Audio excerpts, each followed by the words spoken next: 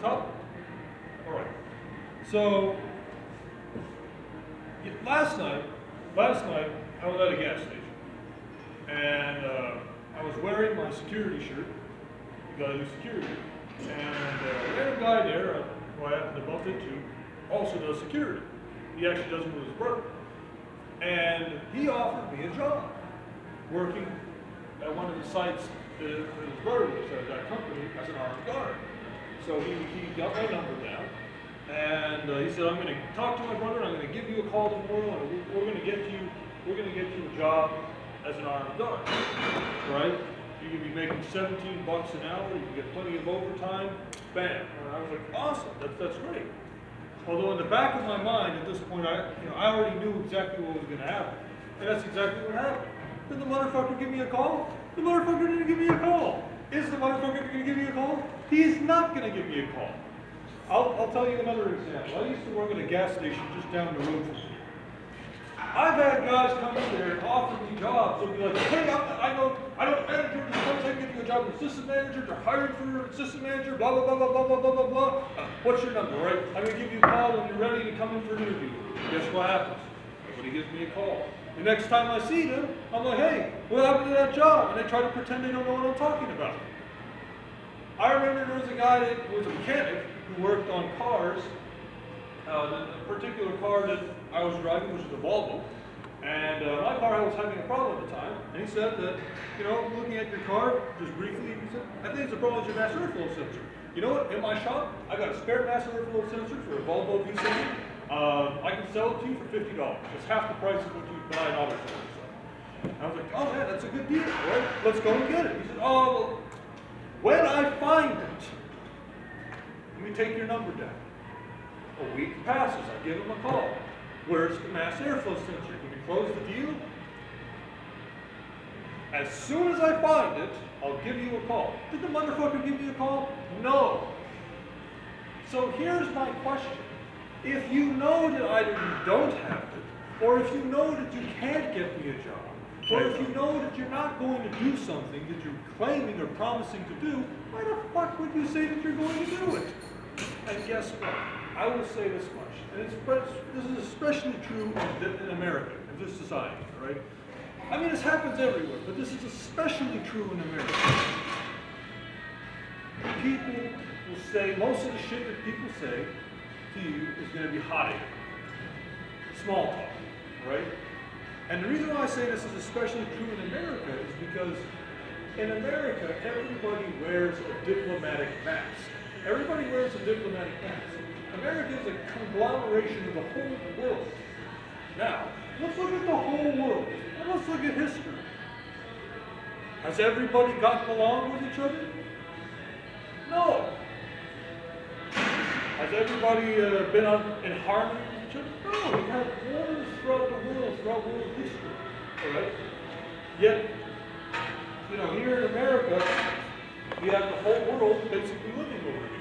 So, in order for people to interact with each other without having conflict, what they do is they put on a diplomatic mask, which is a whole bunch of fluff and hot air and smoke that's supposed to look nice and sound nice and be all fancy and whatever, but it doesn't have any basis in reality.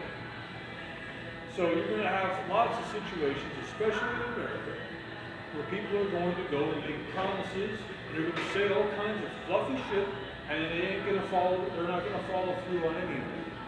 This is the land of small talk. America is the land of small talk. It's also the land of opportunity, don't get me wrong, but it's the land of small talk.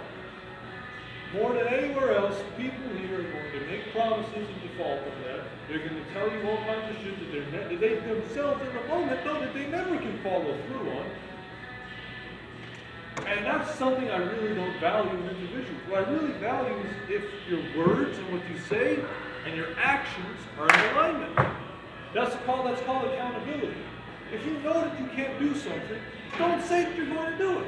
If you know that there's a chance that you won't be able to, don't be definitive. Say, I'll try to. I'll do what I can. There's no guarantee. Be fucking accountable. If you say that you're going to do something or be somewhere, do that. Be goddamn accountable. right? Don't say all kinds of fluffy ass shit, Good, bro. and don't follow through on any of that, right?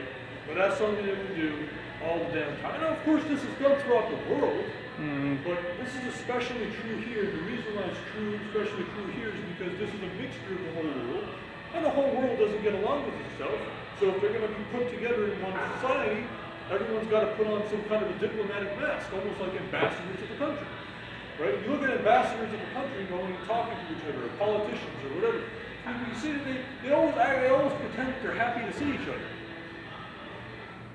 Are they always happy to see each other? No, they could be fucking, the countries could be at war. It's so good to see you, buddy. It's so good. And they shake hands. You think these motherfuckers are happy to see each other? Do you really think these motherfuckers are happy to see each other? They're not happy to see each other. But they put on a show. They act like they're happy to see each other.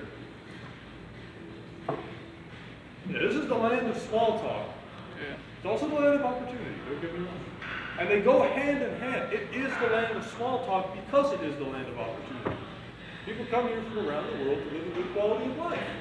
In fact, that's what maintains America's social order. America has less social harmony than Afghanistan. Afghanistan, Iraq, and Darfur have more social harmony than the United States. I know that sounds crazy, but think about it. What kinds of differences do you have in Iraq?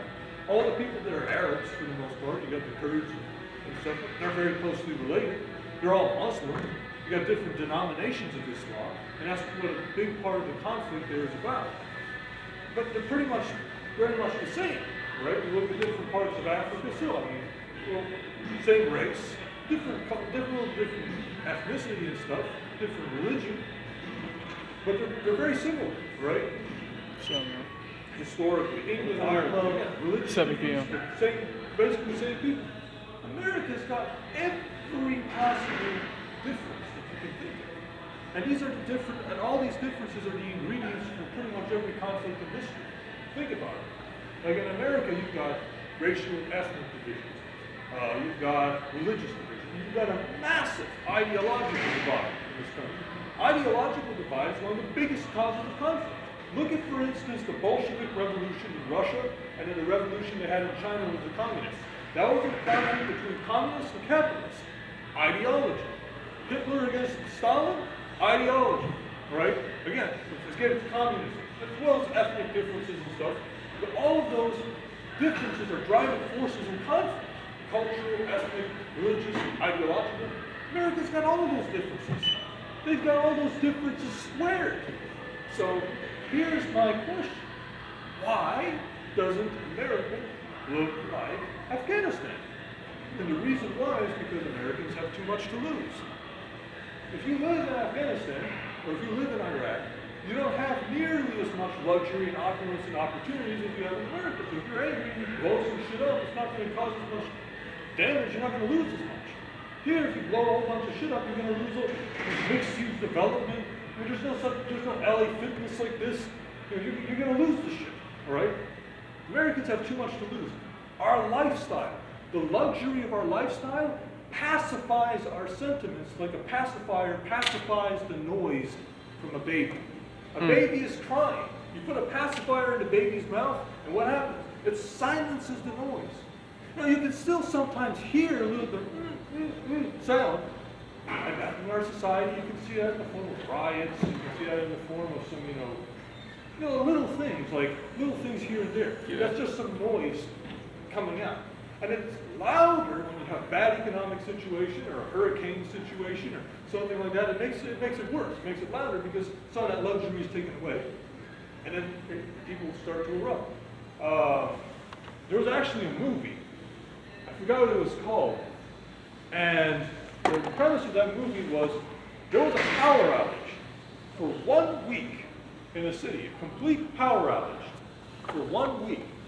And during that week that there was a power outage, people went from being civil to killing each other. And then what happened at the end of that week? After all that chaos and drama, the lights came back on. Think about it. Think about it. And that's partly our dependency on technology, but also that's in part the lack of social harmony. You see, the luxury of our lifestyle pacifies our sentiments. America's not the only place like that. Go to Dubai, go to the United Arab Emirates. They have an even higher standard of living than we do in America. They're a very, very, very, very, very diverse place, just as diverse as America. What you mean by pacifies the sentiments? Like, what does that mean? Pacify? Yeah, like. Pacify? When you say that. Like a pacifier, when you put it in a baby's mouth. Yeah. The baby's crying, it stops the crying, or at least it muffles all that noise. Mm-hmm. In the same sense, the sentiments that people have that are, historical in nature, and are from the fact that if you look at world history, people haven't gotten along with each other. It muffles that down. It suppresses that. It buries the sentiments under layers of lavishness. And we live lavish lives. Even the poor in America live better than the middle class in some other countries. So we live really good lives in America. That's why people come here. But what they do is they put on a diplomatic mask in order to be able to efficiently communicate with one another and interact with one another, so that they're able to achieve that which they're trying to get, which is money, to get entertainment, and just have fun, go to the club or whatever. But then when they go home and they're talking to their family and talking to their close friends, I'm sure they'll mention all kinds of stereotypes and all kinds of divisions and putting these people in this group category and these people in that group category. Happens all the time. You don't have that kind of, like I said, America has a huge ideological divide. Huge ideological divide. I was talking to a guy earlier today. He was, he doesn't like Democrats, and he was saying that, at some point we're probably going to have a civil war and all of that. The fact that you have people even mentioning that kind of stuff is an example of what I'm talking about. Why, again, you don't have that is because, once again, there's too much to lose. There's too much to lose. So it is because of the fact that we have the lifestyle that we live, and that this is a business hub for the entire planet, that we are the land of small talk. And most of the time that anyone here is going to tell you anything, they're going to default on what they say. They give you a promise, they're never going to keep it. If someone says anything that is in any way you think that you have an opportunity with them, unless you're paying that person, they're not going to follow through on that. If you give them money, they will. If you pay them, they will. If I say, if you come over here, I'll give you $100 if you do blah, blah, blah, blah, blah, blah, yeah, they'll do that. But unless there's a mutual money-making opportunity, usually people they're going to give all kinds of big statements and promises, and they're not going to follow through. I mean, in part, that's also because of just the nature of our life. We live very fast-paced lives. It's hard to keep up with each other. But given the fact that we live fast-paced lives and it's hard to keep up with each other, we should still bear that in mind and not make big, fluffy promises. The reason why we make big, fluffy promises is because we put on a facade. It's a lot of smoke. It's, again, it's just small talk.